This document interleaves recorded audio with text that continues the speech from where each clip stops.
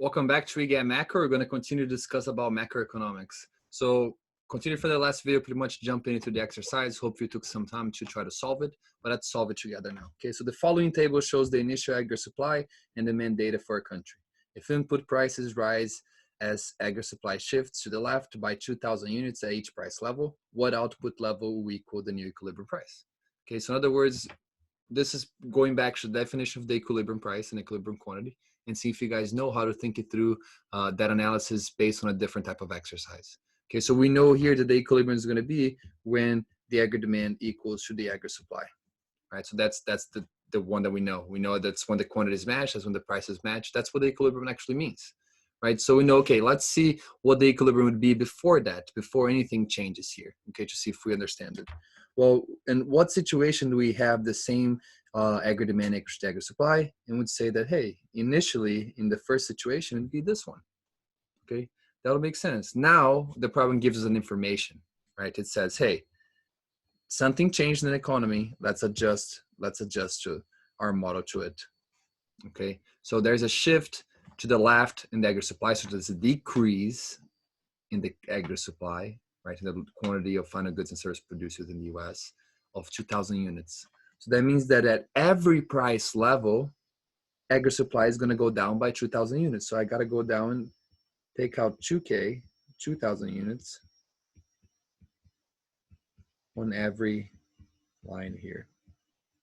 Okay. And that would give me 2,000, 4,000, 6,000, 9,000, or sorry.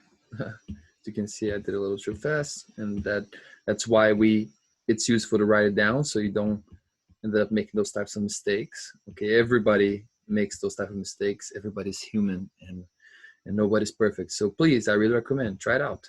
Try always writing down. It always avoids small problems when you're trying to calculate this exercise.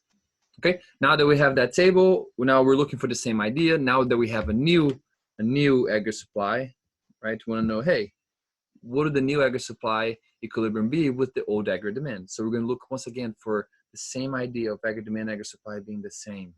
Okay, so in that case, you can think, hey, now what is the situation where those two are the same? Well, it seems like right here, when they're both 7,000 units now that we have a new aggregate supply. Okay, so the current price level would be 500. Okay, and as you know here, the output would be the 7,000. Okay, so let me know if you guys have any questions about that one, but that's a really good exercise to see whether or not you're just memorizing what the equilibrium is, or you actually know how to use that information to derive important implications about the economy. Okay, so that's just a quick exercise. Now let's understand, now that we saw shifts on the aggregate supply, let's look into the aggregate demand. Okay, so here's a quick exercise, and it's just a way to think about it that I think it really helps out when you start connecting what we saw in the past. Right, so which of the following in your view would not cause any shifts in the aggregate demand curve? As you know, this would be one that we'll discuss together. So here I'm just gonna quickly highlight a way to think about it, and then we can talk about it in the virtual class. I'm gonna save this one for later. Okay, so the main idea to think about here is that what would shift the aggregate demand? Here's the hint. Anything that is not related to changes in the aggregate price level, as you know, right, to the two variables that are specified in the graph, that alters the aggregate demand. And we know that the aggregate demand has the GDP formula, which is C plus I plus G plus NX. So any situation where any of those four components of GDP are impacted, they move in terms of the level that they currently have, that will cause changes in the aggregate demand. Okay, so hopefully, and like I said, we'll discuss this in the virtual class and the correct answers, but let's understand how the shifts work one by one. Okay, so remember the aggregate components of the aggregate demand, and the same idea. If you're increasing the aggregate demand to the right, that means we're increasing the demand for real GDP. If we're shifting to the left, we're decreasing it, which would be lowering the demand for real GDP. Okay, so the first one I want to point out is changes in consumer and business confidence. Okay, so that idea related a lot to the news. So hopefully this is very clear to you, because we read the news and people react instantly, sometimes a week, but usually instantly to those news and change their decisions about consumption, about how they're living their lives, right? For example, imagine when you saw those news about the coronavirus pandemic, right? That changed all your decisions about the next 1, 2, 6 months, a year. a lot of things impact our confidence about the economy. So does the confidence of businesses. And as you can expect, the level of confidence we feel about the economy and its economic growth, that definitely impacts how much we're going to consume, how much we're going to invest, right? So that's the idea here. There's reason we can change if our expectations change, right? Then we also change how much we consume and invest.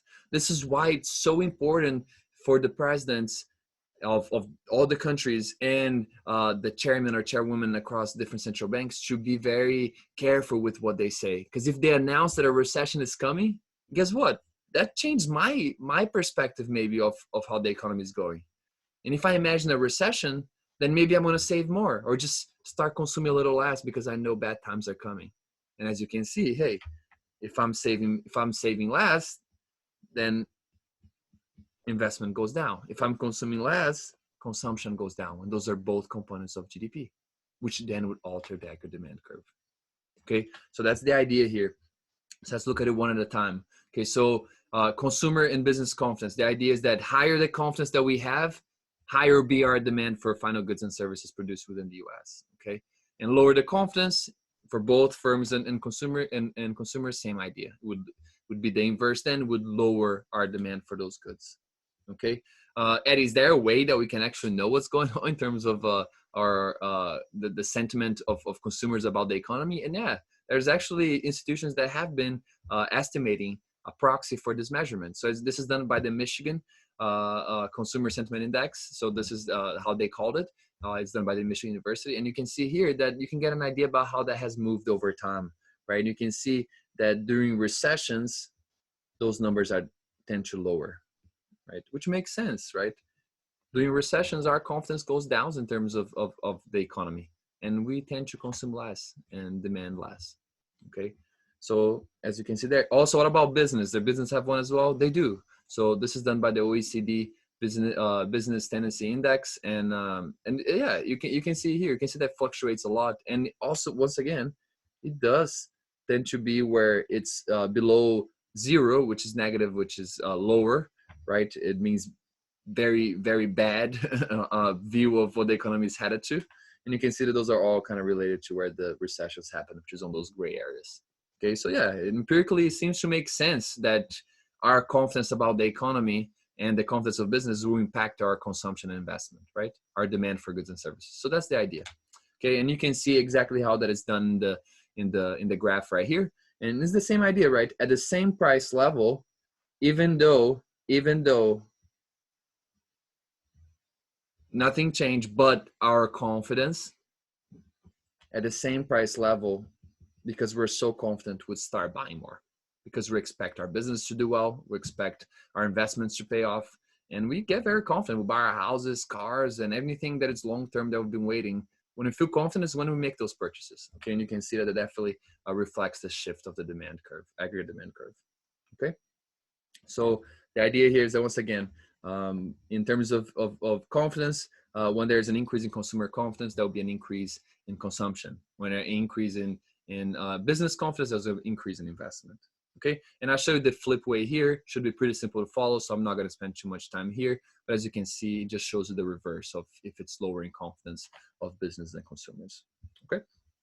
Okay, what's the second component we have to talk about? Okay, we talk about consumption and investment. What is the third component that we have to talk about in terms of GDP?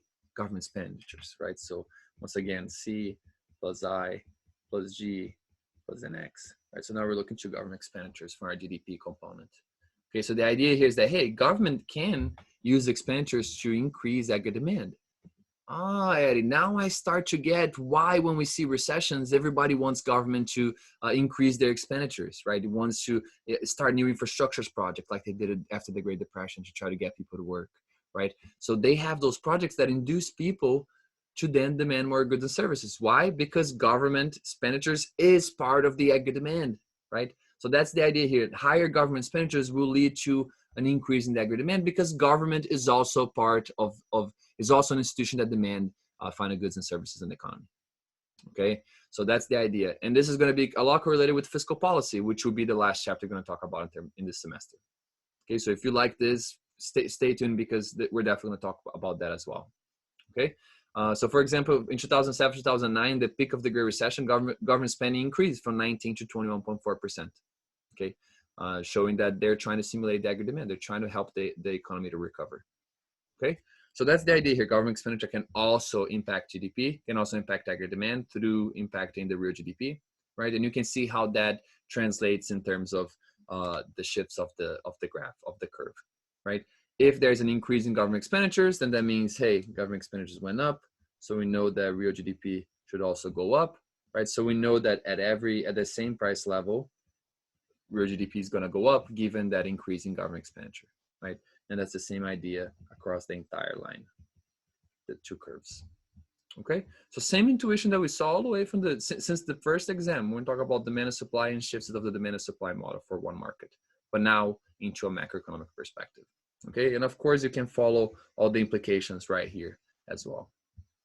Okay, and as you can see, there's the reverse there. I also try to show both cases as long as it's not too repetitive, and you can go on your own and try to understand how this is done. Since we have done this since the beginning of the semester in terms of shifting curves. Okay, but as always, let me know if you have any issues. What about other types of government, let's say government policies that could impact aggregate demand? Well, wait, you talked about government expenditures, but there's something else that governments can do. They can change taxes. Hey, that connects a lot with what we saw in the previous chapter, Eddie. We're looking to the accounting identities. And that's exactly right. Hopefully that connected with how taxes impact public and private savings. Okay, so the idea there is that depending on what type of tax cut or tax increase is determined by the government, that would impact our demand, right? If there's a tax cut like we saw Trump do, right, in our recent period, then we expect people to, hey, people have more money in their pockets because of the tax cut, so they're going to spend more, right? They're gonna end up consuming more. They're going to be increasing their demand. Okay, you can also see as the opposite. What if they increase taxes? Well, now I have less money to spend on my disposable income, right? So now I'll have to cut my demand for goods and services. And is that the only type of policy? No, it really depends on the type of policy that we're analyzing. What if it was a tax cut that incentivized businesses to invest?